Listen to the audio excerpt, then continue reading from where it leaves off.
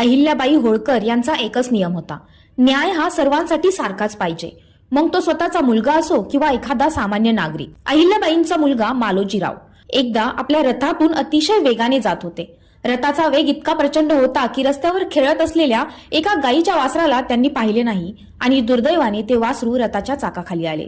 ती गायी आपल्या मेलेल्या वासरापाशी बसून हंबरडा फोडू लागली. तिचे डोळे अश्रूंनी भरलेले होते आणि ती त्या जागेवरून जायलाही तयार नव्हती. अहिल्याबाईंना जेव्हा ही गोष्ट समजली तेव्हा त्यांना खूप दुःख झाले. त्यांनी तात्काळ दरबार भरवला.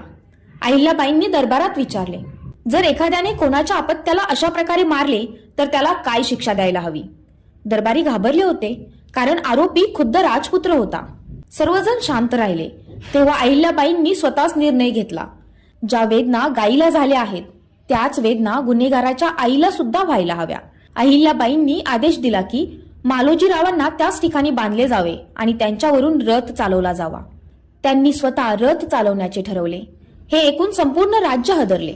अहिल्याबाई जेव्हा रथ घेऊन निघाल्या तेव्हा ती गाय स्वतः रथाला आडवी आली. जणू ती गाय सांगत होती की मला न्याय मिळाला आहे, आता आणखी कोणाचा जीव घेऊ नका.